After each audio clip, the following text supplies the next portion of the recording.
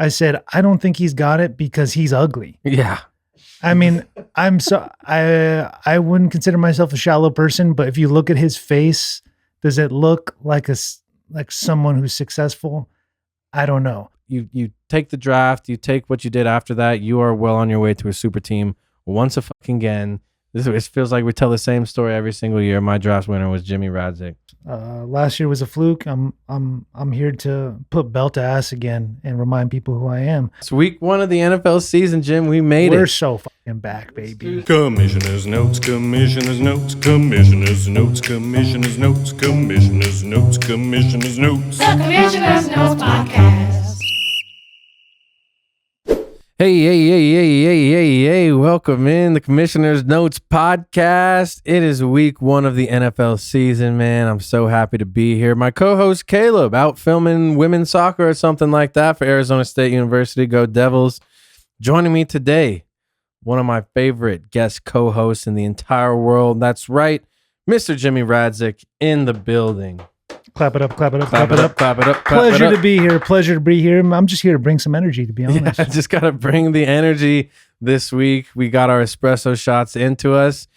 Jimmy actually set the table for the episode this week. We've got stuff that we're going to be talking about. Like I said, if you're a longtime listener, you know that generally we just talk bullshit. We're not talking bullshit no more. Not the entire time. We're going to give you guys some real good shit today. We've got a couple different things we want to talk about. We want to talk about guys we don't understand the hype on. We want to talk about guys that we can't quit. And then we want to talk about players that in real life we think should potentially get traded because they're good players. They're just on shitty teams. We'll go into the matchup of the week and we'll get you guys ready for week 1. This episode comes out on Thursday. It's football time, baby. We're back. We are all the way back. Jimmy's got Dak Prescott on Thursday. I've got nobody. I've got to wait till Friday. I'm going to be at a bachelor party in Sholo. That's Sholo. Yeah, I know, for Tim's bachelor party. What's on the itinerary for that? I don't know. I don't know. We're going to find out. Everyone's had those nights out in Sholo. Yeah, so we'll see. Hopefully it's a good time. Actually, it will be a good time. I don't think Timo listens to this, but don't be offended, Timo. But, you just never know. It's Sholo. Oh, shit. We'll see how it goes. We'll see how it goes. I'm sure it'll be a movie. Jimmy. All right, and then we're going to go over our draft winners and losers too, obviously, towards the end. But let's get into some national sports podcast shit. Absolutely. National sports podcast. First thing we want to talk about, Jim. Guys we don't get the hype on. We went over a couple of them before the show, but lay something on us, man. Who do you not understand the hype on? First guy came to my mind, he's popped up in a lot of drafts. Looking at the pre-draft stuff, his like ADP is pretty up there. Based on what I saw last year, I don't really get it. He's an exciting player, but a lot of questions for me. Xavier Worthy. Amen. Sexy player, exciting. Everyone saw the 40. Everyone's seen the couple jet sweeps, reverses for tuds he got last year. I think there was like 2. Explosive offense is the Kansas City Chiefs. My thing is he a real player though? No disrespect. I mean, I feel like we've seen a million of these guys. Especially on the Chiefs. They have a way of like churning out these guys. You don't know if they're for real, like Kadarius Toney, even Rashee Rice. The Chiefs are kind of like, I mean, this is a little bit of a recycled bit, but like the Suns or the Spurs, like, I mean, the Suns or the Warriors in their heyday. 100%. Whereas like any like kind of fun player, they're like, oh, he'd be great on the Suns or the Warriors. But no, I mean, he showed flashes last year for sure, but I feel like these guys are a dime a dozen. We see him every year in the combine. Some guy runs a 4.2. Yeah. He goes to end of the first. People are excited about him and they're like, oh, I can't believe X team just got this demon. Watching last year, the Chiefs were dying for a receiver. Everyone was injured or suspended or something, and or dating Taylor Swift, or the worst of all, they needed a Taylor real Swift. receiver. And I didn't see. He was on my team most of the year. I didn't see Xavier Worthy do a goddamn thing. Is he just a fast guy, or is he a real receiver? I don't get the hype. He was on my team last year. I never saw him putting up points. Nice to have as a boomer bust guy. I think the hype based on how high he's going, what people are investing in him in auction drafts, little bit rich for my blood. I don't see it. Definitely rich for my blood. Like I said, the Kansas City Chiefs, I don't even remember the last time they had a true wide receiver one. Rashee Rice, who he play for? The Chiefs? Right here. Right there, yeah. But I don't even think Rashee Rice is like a proven number one wide receiver. I think he's in jail now. I don't know where Damn he's near. I at don't right know. now. He broke the law. He's suspended for the first 6 games of the season, which is nice for Rashee Rice owners to not have this cloud above you waiting for that suspension to come at any point in time. At least we have a clear timeline of things now. But you're right. I totally don't understand the hype. I'm actually playing Xavier Worthy this week. Brandon's starting him over DK Metcalf. I do not agree. I'm grateful for that decision, as a matter of fact. And yeah, we'll see what happens. He's just one of those guys. Every week it's going to be a roll the dice playing him. I mean, who knows? We could be proven wrong. I wouldn't bet on it, but any given week he could get you 20. He could get you 3. You know, that's the way I see him. And I got a lot invested in Patrick Mahomes this year. So with any luck, you're completely wrong. And Xavier Worthy shines bright like a diamond all year long. And We'll Patrick see. Mahomes is a top 5 quarterback in the NFL. We'll see. Which he is a top 5 quarterback in the NFL, but No he's question. not a top 5 He's top 2. fantasy quarterback, which is the downfall. But I think this year is revenge season for the Chiefs. Bad taste in their mouth after last season. My player that I don't get the hype on is none other than not Heisman winner, second place Heisman runner-up, Ashton Jeanty of the Las Vegas Raiders. I got a Really? long list of reasons. I'm dying to hear this. Tell me. Starting with the 2 most obvious things. 1, size. The guy is 5'8", 211 pounds, which there are successful enough NFL running backs that are around that size, like Austin Eckler, DeAndre Swift, or Devin Kamara. Singletary. But still, he's not a world beater as far as I'm concerned. The other thing is he didn't play against any top tier talent last year. His production was obviously off the charts, but he was getting like 30 touches a fucking game Facts. in college, and he's not going to get 30 touches a game in the NFL. I mean, I think we saw just last week, Boise got their shit pushed in by USF or something. Exactly. Missing Genty. I mean, because they were force feeding him 30 touches on average a game, somewhere between 25 and 30 touches. He's not going to see that in the NFL. Another reason that I have, Raiders O-line is questionable at best. At very best. It's not like this guy's Derrick Henry. He's not going to be running over people. He needs holes. He's got great vision. If they can create holes, he's going to find them. The other thing is that we don't know how fast he is. He didn't participate in the combine. He doesn't have a 40 time. So it's hard to gauge him relative to some of the freaks you see in the NFL. You have no idea. And then the last thing, and maybe the most important thing, is as a longtime Devon Achane owner, there was one man that was a thorn in my side for years, Raheem Mostert. He's bigger, he's stronger, and at the goal line, he's going to vulture so many touchdowns away from Ashton Jeanty. Oh, he's the backup. He's there. the backup in Las OG. Vegas.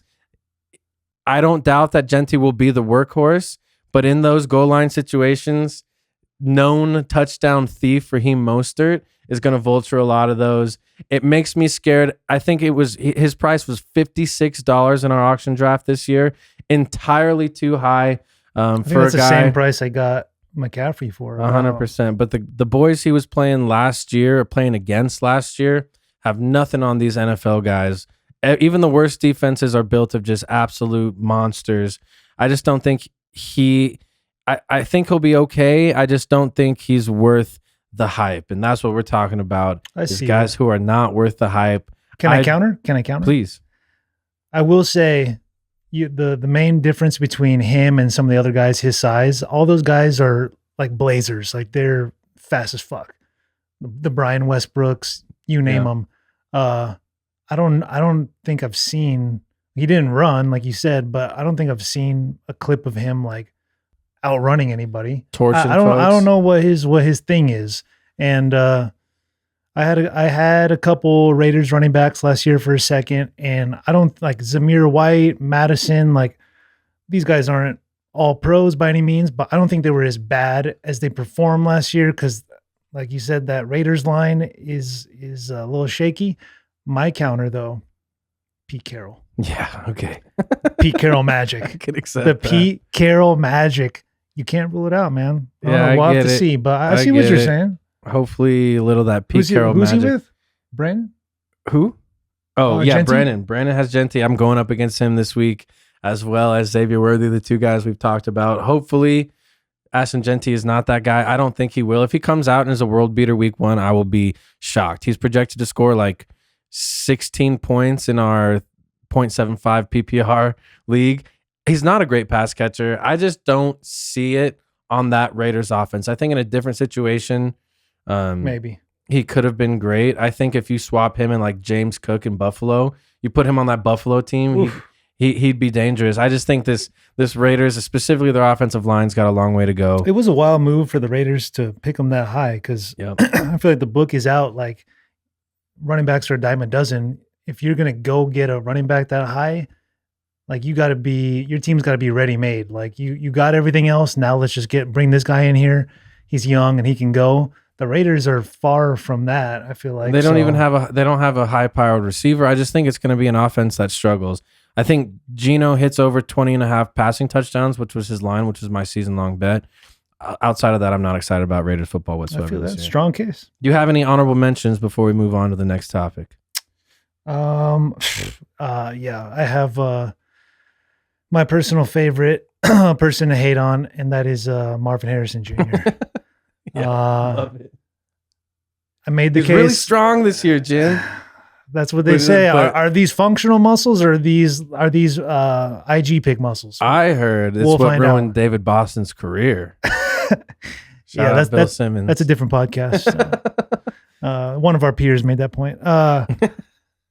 No, I made the case last year. I think it might have got cut from the episode, but going into last year before he was pre-muscles, I said, I don't think he's got it because he's ugly. Yeah. I mean, I wouldn't consider myself a shallow person, but if you look at his face, does it look like someone who's successful? I don't know. I'm not even saying you have to be handsome. I'm just saying the way his face looks, I don't like. And that's one part. Then the whole year played out. Again, what is I don't know what his thing is. Is he like He's not necessarily a burner. You're right. he's not a burner? Is he a route runner? I guess. Body control, possession You would receiver. think like he's like sniffing 6'4". He's a big body receiver. Typically those are like a Mike Evans. Like they're winning jump balls. They're getting balls in traffic. Yep. He was doing the exact opposite of that. I feel like week in, week out as a Cardinals fan. Excuse me. Born and raised. I was watching him, Kyler feeding him balls, and he's coughing him up anytime, or he's getting alligator arms, or I'm not a fan. I'm not a believer. So I also like everything is hinging upon Kyler, and I'm about done with the Kyler Murray experience myself. I think that we don't have a system. The system is let the guy go improv some plays. We're like the Suns were this past year and the past 2 years. We don't have an offense. It's just give somebody the ball and go make a play. They've got James Conner, who's like great workhorse back, but I think until Kyler can like learn a system, run a system, and not rely on like having to make something out of nothing, Marvin Harrison Jr.'s like ceiling is super duper cap. we'll see. We got to see it this year. That's all I'm saying. My honorable mention, I'll get through it quick. For guys that I don't get the hype on, is JJ McCarthy. In fact, I'll extend that to the entire Vikings. I think the Vikings had an unbelievable season last year. They really caught lightning in a bottle with Sam Darnold and the rejuvenation of his career. If I was them, I wouldn't have let him go. JJ McCarthy won the national championship at Michigan. Michigan in itself is not a quarterback like factory. Fair. Outside of Tom Brady, can you name one good Michigan quarterback who's ever come out of Michigan? I got 3 names that come top of mind, but none of them are good. I've got Chad Henne, I've got Denard Robinson, There you go. and I've got Brian Greasy. Shoelace. I just don't Brian think that Michigan is a quarterback factory. I think JJ McCarthy's arm strength is not there. I think he's coming off a meniscus tear that everyone is saying is healed. He's not like a freak athlete. And like I said, I just don't have a lot of trust in him. Now, hopefully Kevin O'Connell is the quarterback whisperer they say he is. They say anyone can go to Kevin O'Connell and it'll work. I don't believe that.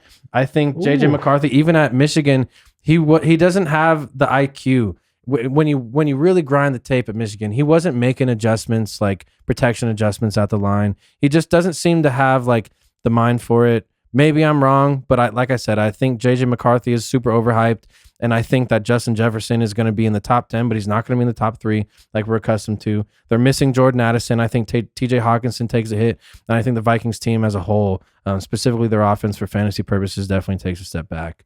I feel that. My counter would be, I couldn't disagree with you more. I think Kevin O'Connell is the kingmaker. I've been a Darnold truther since he was at USC. Huge fan.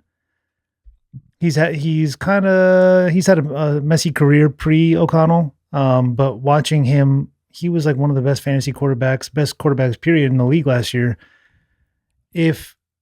What's his kid's name? McCarthy. JJ McCarthy. If he has any semblance of tools, I think O'Connell can get it out of him.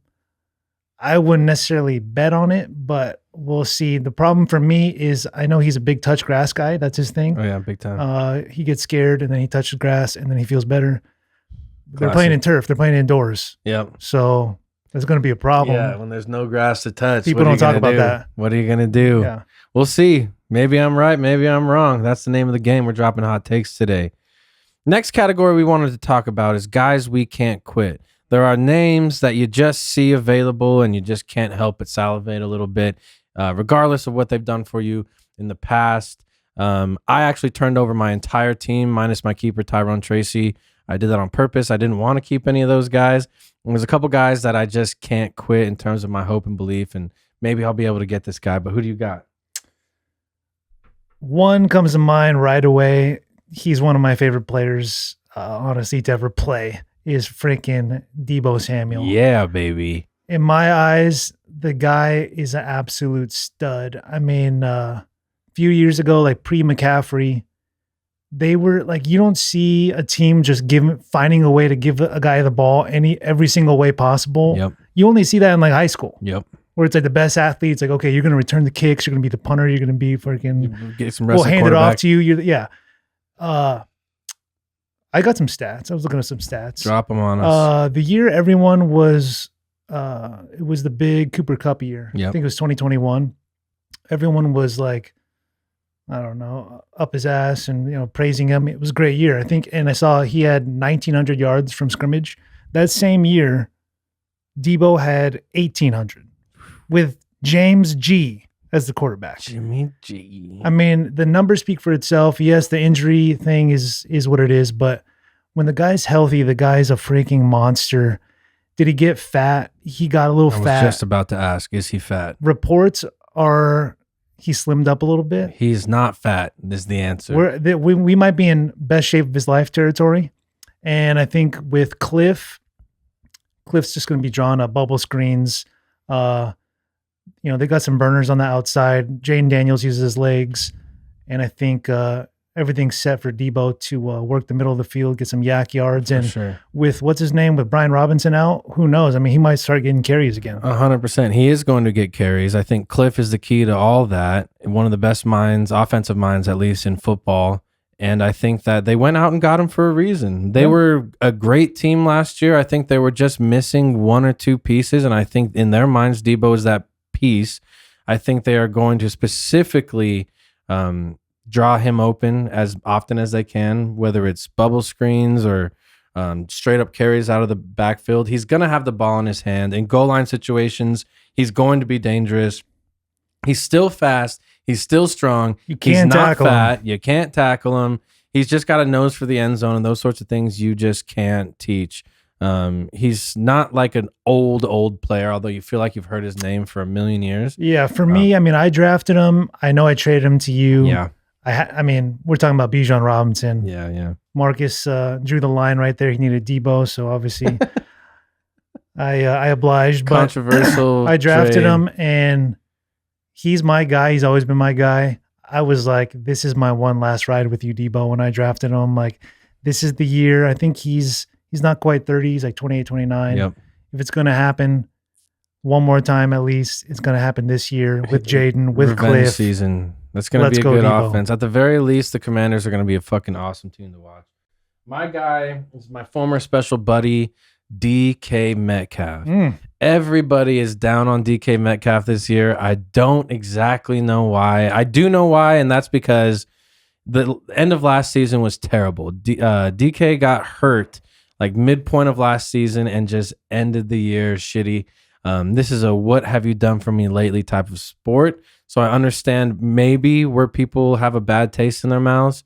That being said, DK Metcalf is only 27 years old. By all means, he is in the prime of his life still. Young man. People forget that he is actually like a robot. He is just a bigger than you, stronger than you, more talented than you. Monster. I think there were kind of a lot of mouths to feed when you think about it, especially with the introduction of JSN when he got to Seattle and he was kind of phased out as that wide receiver one. You know, pile that on top of the injuries he was facing. He doesn't have that this year. A, he's healthy. Two, who are the other options right now in Pittsburgh? I think it's Calvin Austin and Roman Wilson are the other two best receivers currently. I'm sure Jalen Warren's going to get a good amount of passes, but I think the real key here is Aaron Rodgers is there, and he doesn't do much great, like elite level these days, unfortunately. But throwing the ball is not one of those things that he's not elite at anymore. And also, the one thing we know about Aaron Rodgers is that he hyper fixates on his best targets.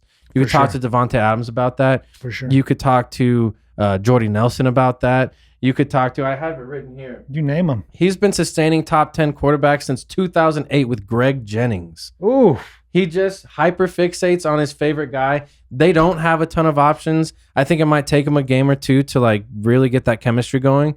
But at the end of the day, he's going to be catching everything. And the one thing that I'm so confident in is that they went out and got DK. They got rid of George Pickens. Again, they're going to draw this guy open as much as they can. DK is going to get fed. I like that. I will go as far as saying DK is going to have the best season of his entire career. This year, as a Pittsburgh Steeler, I'm not super confident that the Steelers are going to do anything other than maybe 10-7, miss the playoffs. Yeah, they're going to do the Steelers thing. And, 9-8, maybe miss the playoffs.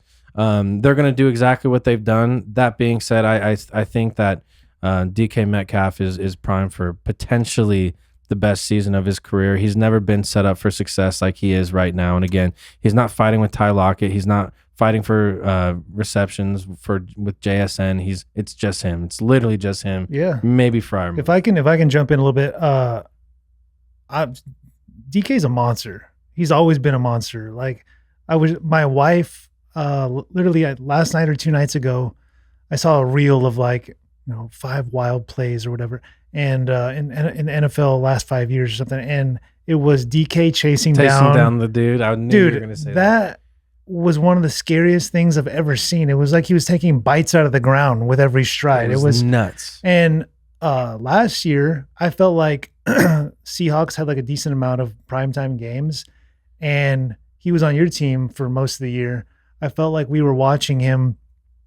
There was like every single game, it was like 2 plays a game that would be a touchdown that was taken back by Tyler Lockett holding, for sure. Like, the tackle false start or something. When I was in Japan, there was a Tyler Lockett holding on a big DK Metcalf touchdown at a very pivotal point in the season, and then Tyler Lockett ended up catching the touchdown instead on the next play. That's fantasy. I was furious. I have a picture. In fact, I might even put it, me at a train station in Kyoto with my hands in my face like this because I was furious, dude.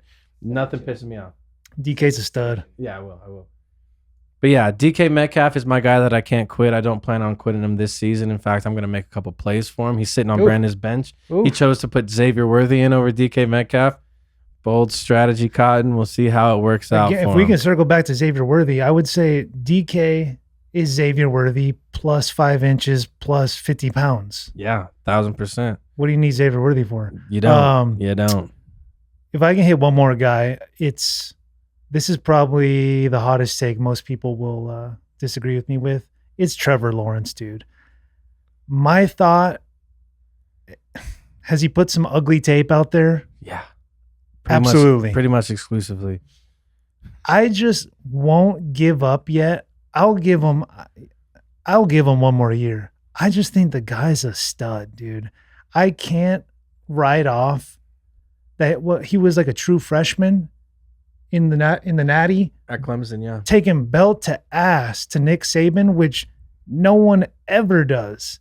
I mean, he was throwing bombs. He was running on them. I mean, I just think he's got the tools.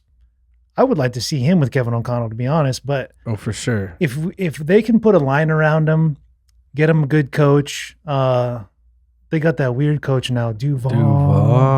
I mean, he made Baker look good. They had a little bit more weapons than Trevor might right now. But if they can protect him, and he's got time to throw, I think he's got the tools. I mean, the guy's a stud. That's just I can't lie and say the guy's not a stud. You can't unsee I'll give the him one more scenes. year, I get Trevor. it. Come on, prove me right. Prove him right. I would like to see that too, but that actually leads perfectly into the next segment, which is good players on bad teams. I brought two with me here today, but I'll start there.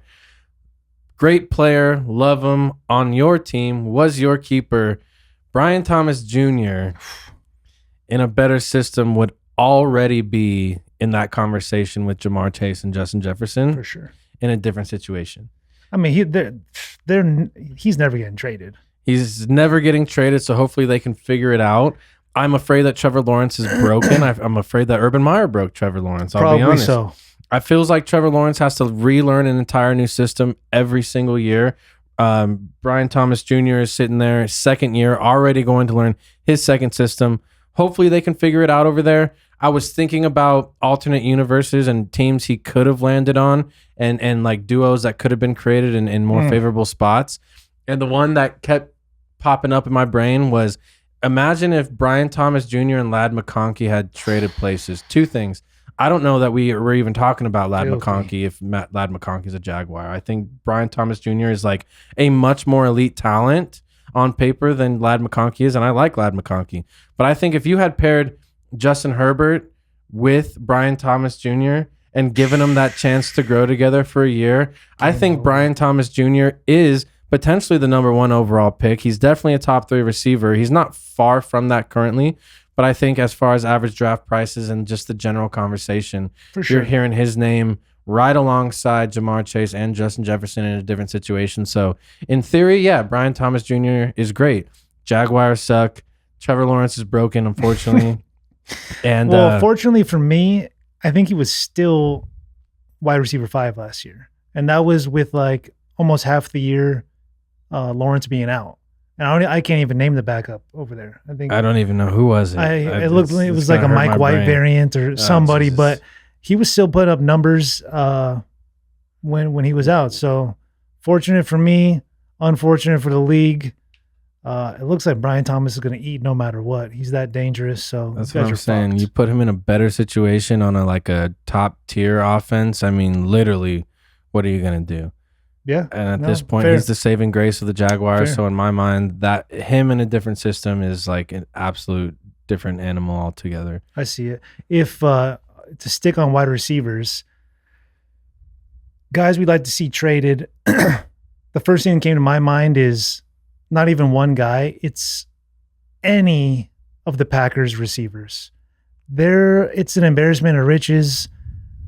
It's a kind of a weird situation. Like especially from a fantasy perspective, it's a different guy popping off every week.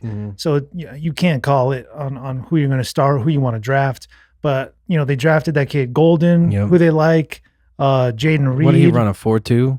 He's fast. He's And fast. he toasted our ASU Sun Devils in the game Yeah. that we had in the quarterfinals or whatever we That were was in last unfortunate. year. Yeah. But Jaden Reed's nice. He looked like he might have been the guy.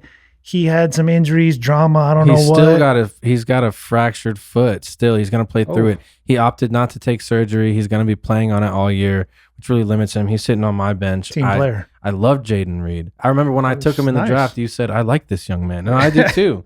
He was looking like the option, but you're right. Yeah, they got him. Dobbs been there for a minute. Who's sitting on Dobbs our so waivers? solid. Who's Love sitting on our Dobbs. waivers as we speak? The guy I really like is Wicks. Wicks has got a Dontavian? crazy game.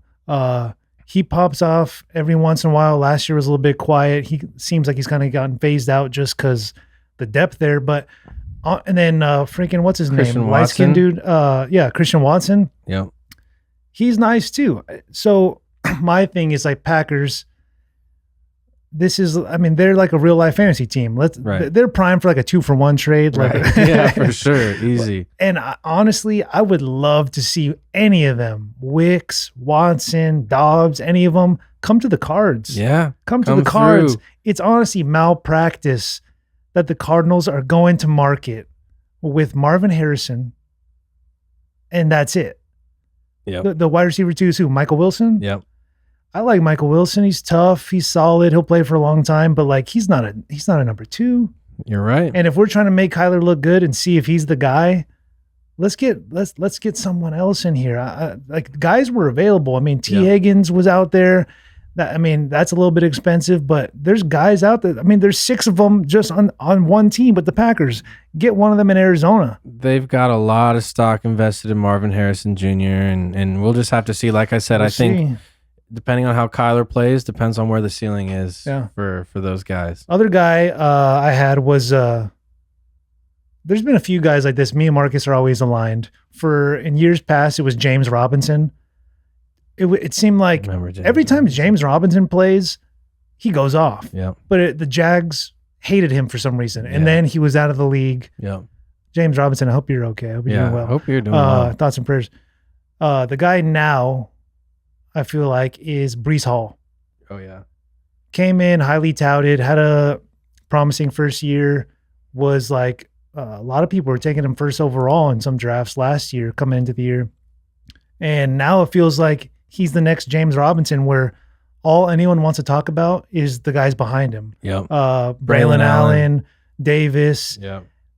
I'm like, every time I've watched Breece Hall, he looks like a monster. He still is. And I think he's due for a contract at the end of the year. There's some kind of situation with the contract. Yeah. Either way, they're showing him no love, and it seems like they do not fuck with Breece Hall at all. If that's the case, move on. Send him anywhere else. Send him to Chicago. Send him to freaking Dallas. Dallas would die for a running back right now. For sure. And he's got the talent. If you could put him in with a solid line in a solid offense, he's definitely, I feel like, one of those guys who could be like that last missing piece for a team and do big numbies. I think anyone on the Jets it's an unfortunate situation all around, especially pass catchers this year with Justin Fields at the helm. I have no faith in the Jets. It does seem like the fantasy football community at large has completely disregarded Breece Hall.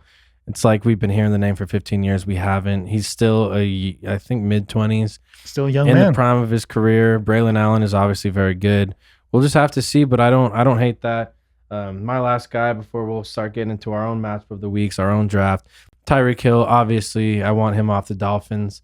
Give him back to the Chiefs. Put him in Pittsburgh. Put him in the slot in Pittsburgh to be like a 1-2 with DK, where DK can be that kind of downfield, getting balls over people. Put him in the slot. Find him in open field. Put him anywhere, dude. I think he's just a monster. The vibes are bad. They just announced he's no longer a captain on the team. Tua can't stay on the field. Their backup is Zach Wilson. And as long as that's the situation, my expectations for the Dolphins are incredibly low. So we'll just have to see. But I would love to see Tyreek Hill get traded. The only other thing I had on my list was just the Dolphins. The Dolphins, they got big money invested in Tua, Tyreek, you name it. I think Waddle just got a new bag, or he's due for one. Tua's paid like he's a QB1, like a generational quarterback. You guys aren't winning anything. It's not just Tyreek. Trade Tua, trade Tyreek. Let these guys go somewhere and actually eat. Because, I mean, nothing's happening in Miami. Nope. I don't think. Not at all. It's gonna be an interesting year because Miami didn't really lose that many players on offense. But 2 years ago, they were Super Bowl contenders. Same exact squad today. No one wants anything to do with them. Interesting. We're gonna pivot a little bit into our own draft. We drafted 2 weeks ago now, right? And I've got a draft winner and a couple draft losers. I'd love to hear you start. I do think I should have drafted better. I could have drafted better. My strategy went out the door. I just started spending too much money. It's a price that I'm going to have to pay for the rest of the season. I understand that. Hey, okay? I think, what did Trevor say in the little clip? He said the spirits took me away. Yeah, the spirits. It happens. It happens to the best of us. My draft winner is you, Jimmy. My draft winner is Jimmy Radzik. And then he piled on to that by taking Bijan from me. I needed depth desperately, so You gave me Isaiah Pacheco and RJ Harvey, the rookie, and Debo Samuel, essentially for Bijan Robinson. I also gave you Braylon Allen. It just gives me depths at certain positions. So, but I think you take the draft, you take what you did after that, you are well on your way to a super team once a fucking again.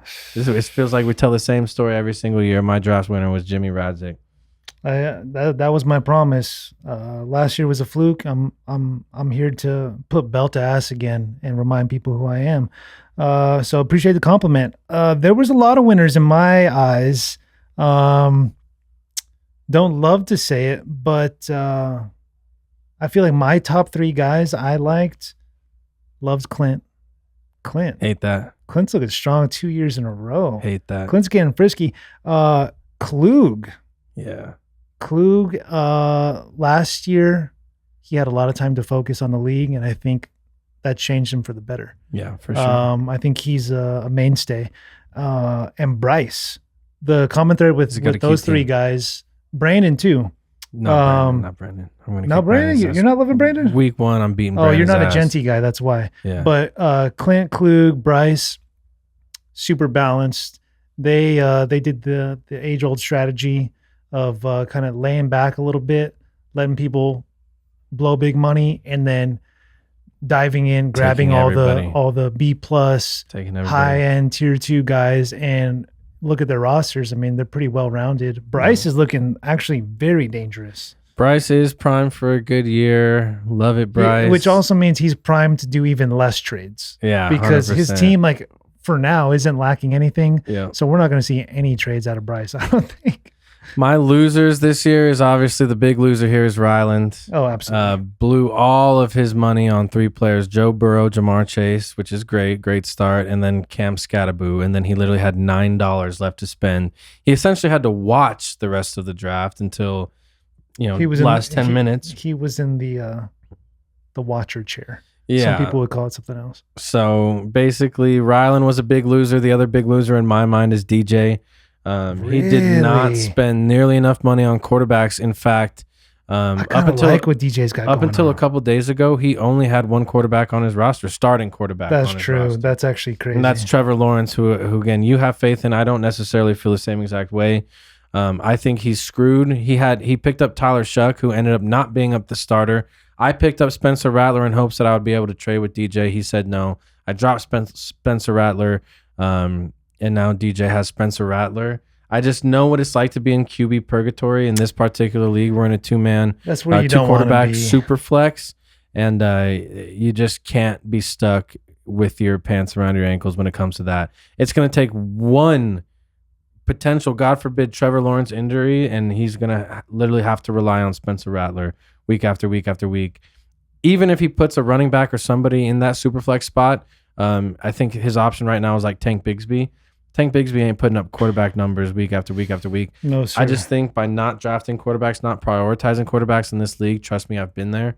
You're going to dig yourself a hole, and I see DJ headed right down that road. Damn, right I now. saw he just picked up Brian Robinson, which is unfortunate for me, but Christian McCaffrey will stay healthy. It's no problem. He's playing 17 games. I like DJ's team. I mean, he's got Saquon and Kyron, which is a filthy combo. He's definitely got a 1-2 punch Puka there. is a stud, but dude, that fool is always injured. Mhm. Always injured. I mean, this is only what is going to be his 3rd year. Yep. And just in his first 2 years, I feel like we see this guy with the red flag next to his name all the time. Quick little fact on T. Higgins. I heard someone saying that when him and Jamar are both healthy and playing, he averages like 2 or 3 more targets a game. So T. Higgins is another baller. So I like DJ's team. It's a good point with the quarterback thing. It's a tough position to be in. You can't. That's the one position on the field that you cannot be short at least in our league. I got 2 losers. I had 3. You touched on Ryland. I think you, not just because you're the host, I think you are in a frisky position. I think Pacheco could pop. I think Harvey could pop.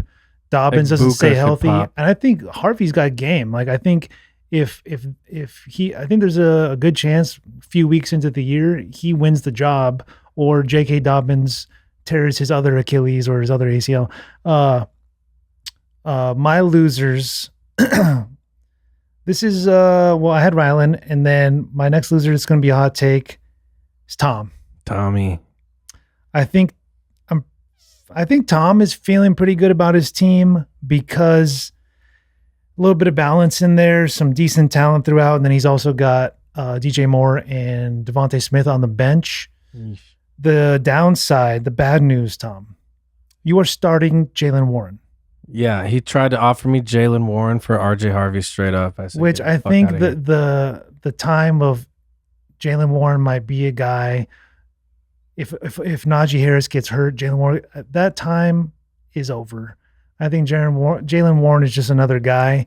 And looking at his draft results, if you are coming out of the draft with Jalen Warren as your RB1, basically, you better have something else to show for it on your roster. sure. Like, oh, well, he's got Jalen Warren, but he's got two great quarterbacks, or he's got I'm just not seeing it on your roster, Tom. I'm Yeah. sorry. Omari and Hampton.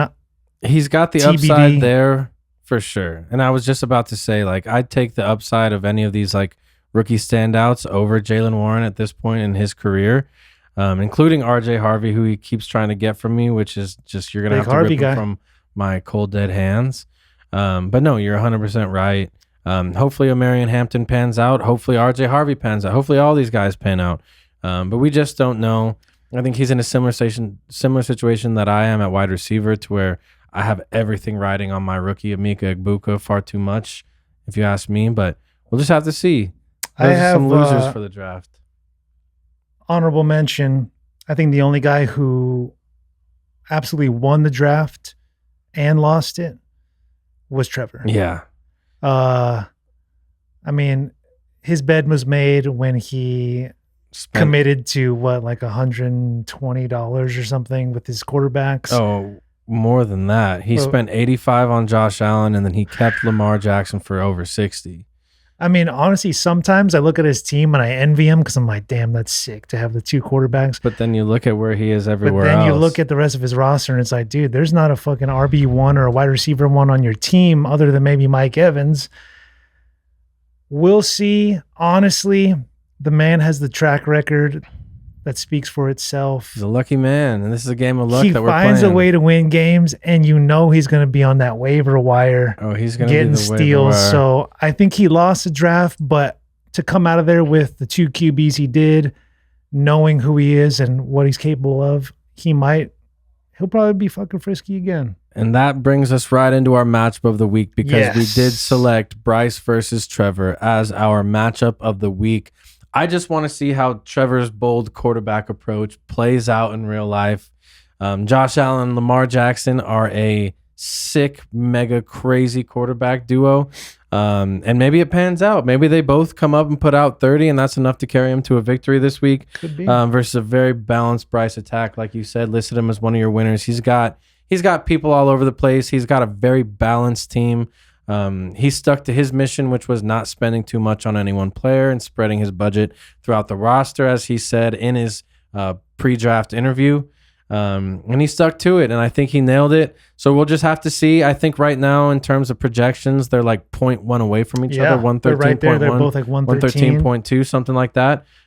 Trevor is weak at almost every other position outside of quarterback, and we're about to see it in real time. I mean, they say styles make fights, and we have two completely different draft strategies. Bryce was conservative, spread his money even. He's got the depth, well-rounded roster. Trevor blew his load on quarterback, and that's it. We'll see what pays off. We'll see what pays off, man. It's week 1 of the NFL season, Jim. We made We're it. so fucking back, It's baby. Tuesday at the time of this recording. This is going to come out Thursday, but there's only Wednesday that stands between us and NFL football at this point in time. So happy to be back right now. Shout out to Harry Mars, on Mars Studio, the producer, the man behind the camera. Everyone is complimenting our production. It's all thanks to that guy right there. Shout out to our The producer, man. Harry, in the back. This Commissioner's Notes, season 2, baby. Anything you want to say to the folks before we get out of here? I love you. Shout out to you guys. Shout out to yourselves. Shout out to my buddy J-Rod. Shout out J-Rod. I think the Bears are in trouble. I think the Sorry Bears about are in trouble. Caleb Williams is not that guy. Like, follow, subscribe everywhere. at Commissioner's Notes on Instagram, Commissioner's Notes Podcast on YouTube. Let's have a hell of a year. A little longer than we normally go, but that's okay, baby. It's We're just before getting week started. One. We're just getting into started. a lot more fantasy real shit this year. I'm trying to make one of these clips go viral. Help us out. We love you guys. Thank you.